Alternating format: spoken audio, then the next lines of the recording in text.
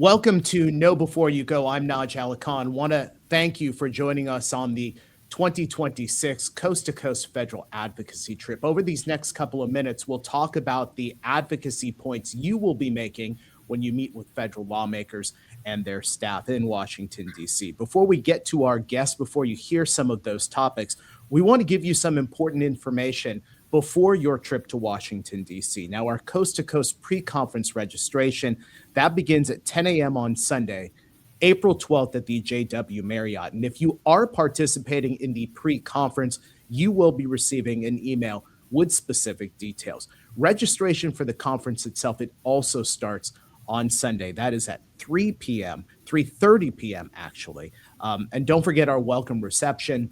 That happens at 5:30 Sunday in the Penn Avenue Terrace room. There's also Monday conference registration opening up at 8:30. That's also the same time that our attendees welcome breakfast will begin, and then our event starts at 9:30 a.m. Don't forget, folks, load that Coast to Coast app. You will get all of the information that you need about the conference. You should have received an email about that on April 1st. On the app, you will also be able to access the Google Sheet, which has information about all of the Hill meetings. Again, download that Coast to Coast app. And if you have any questions related to the conference itself, that includes hotel, transportation, the agenda, the Capitol visit, send an email to coast2coast@csba.org. So now let's get to our first couple of guests. Patrick O'Donnell is the Chief of Governmental Relations at CSBA, and Yvonne Carrillo, Senior Director of Policy and Governmental Relations with ACSA. Yvonne, we'll have you start. Welcome to the Know Before You Go Coast to Coast video. Thank you, Naj. We're really excited as our Coast to Coast dates are nearing. I want to start by just expressing gratitude to our membership, our members who are prioritizing this work and who are going to make the trek to Washington, D.C. We do this each and every year because we know that it matters, and we know that this collective advocacy has impact. Every single one of our California congressional members is going to hear from school leaders in a unified fashion, folks uplifting the importance of federal funding and federal supports that are needed to support your students. Both sides of the aisle, again, every single one of them hearing in a unified fashion on these issues. We know that it has impact. We can point to results from prior years. So come ready to share your stories and connect the dots between the issues that we're prioritizing and how these things will impact your students and why they're important. The first couple of days are really going to be to ground you in the political and policy landscape. You're going to hear from industry leaders. We're gonna walk through the issues in great detail, answer questions that you have to make sure you and your teams are prepared, and then we'll launch each and every one of you into the congressional buildings to do your advocacy. Very much looking forward to you being there, and thank you again for prioritizing this work. Thanks, Yvonne. Patrick, welcome to the Know Before You Go video. I know we're all excited about the Coast to Coast conference coming up in Washington. Thank you, Naj, and thank you to ACSA. Listen, this trip is a partnership between ACSA and CSBA. And without this partnership, this trip wouldn't happen. Our advocacy wouldn't happen. So I certainly appreciate the partnership we have in bringing school board members and school administrators from across California to Washington, D.C. on behalf of California school children. So this is a real positive event, and it actually makes an impact. It actually does. But listen, the most important element of C2C, the most important thing about a C2C, our Coast to Coast event, is you. Okay? It is you showing up with your passion, your voice, and sharing what's going on the ground across California, and sharing how federal decisions impact schools in California. Okay? They know us, okay? But we need them to hear from you because you are really the folks that they want to hear from. Okay? Stories matter more than data. Okay? When you take your stories, they are remembered. Okay, you tell someone a data point, probably not going to remember it. But you tell them your personal story, the experience, what you're seeing on the ground in schools across California. That's going to have the greatest impact on our members of Congress. So again, a very, very important opportunity for us to engage Congress and let them know what's going on, what we need from them, and also don't forget how the impacts of the decisions they're making in California. Now, part of our programming will include many things. We will have talking points for you. We will go through them. But most importantly, what we need you to do is to show up with your voice, your passion, and be ready to advocate on behalf of California school children. Thank you. Yeah, Patrick, well said. Bringing your passion and your voice, an important message as all of you head to Washington, D.C. Yvonne Carrillo, Patrick O'Donnell, thanks so much for being with us here on Know Before You Go. Let's go ahead and switch over. We'll welcome our two next guests to Know Before You Go. They'll tell you a little bit about the issues that you'll be advocating on. Marissa Vismara is a legislative advocate for CSBA, and Diana Vu, a legislative advocate for ACSA. Diana, we'll have you start. Talk to us about the advocacy issues for our participants at Coast to Coast. Sure, absolutely. Thanks so much, Naj. So one of the first topics we're going to be talking about is AI, which we know has been a really hot topic for everyone, including schools, and something that they are working through, such as utilizing in different ways to further serve students. The administration has also taken a very keen interest in AI, but with a very broad perspective, including efforts to create a uniform AI framework.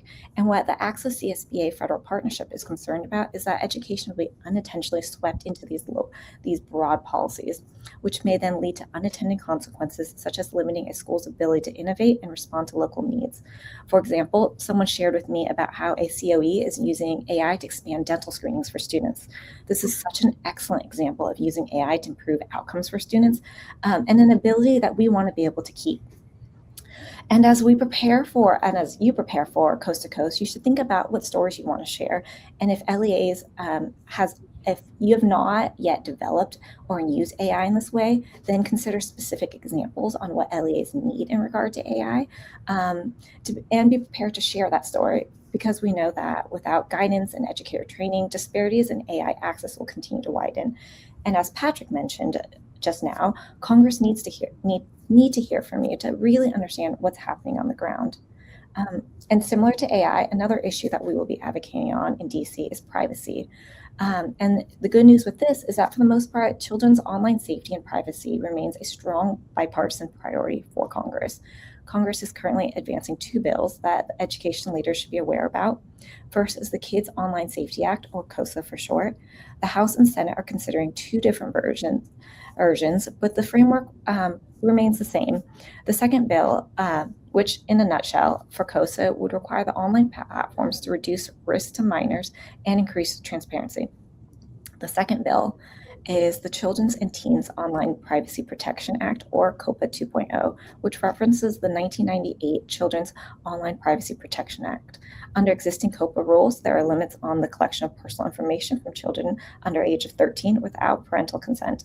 Schools may also provide consent on behalf of parents and education for educational technology used in instructional purposes. The COPA 2.0 version, which Congress is currently considering, would expand and strengthen protections for kids up to the age of 17. So for this issue, ACSA and the CSBA Federal Partnership will be advocating, among other things, to hold platforms accountable for design features that are harmful for minors, including supporting the COSA and COPA 2.0 bills.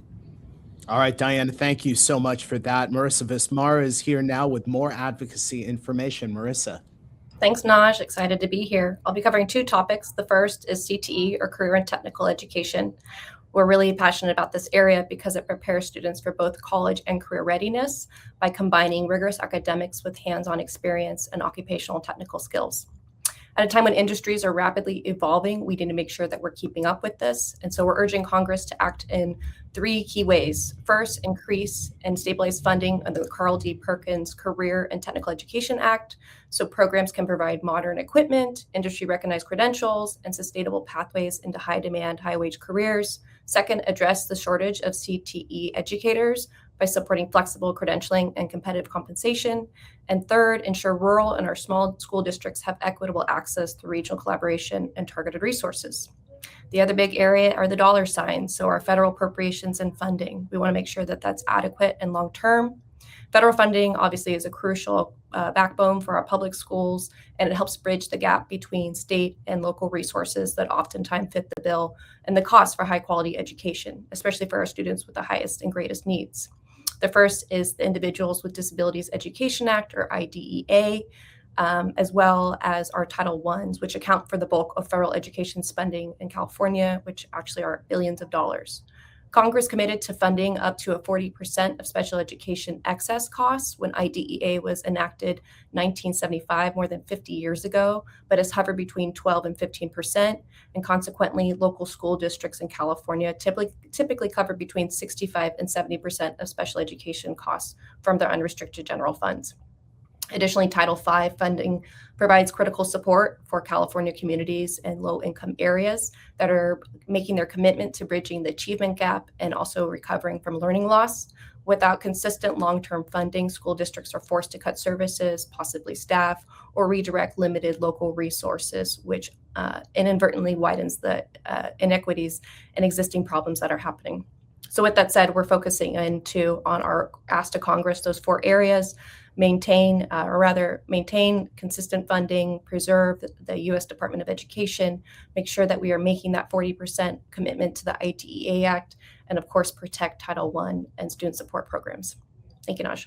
All right. Thank you so much, Marissa Vismara, a legislative advocate from CSBA, Diana Vu, a legislative advocate for ACSA. I think the major point here, sharing stories from all of our advocates that were here. Marissa and Diana, thanks so much for that.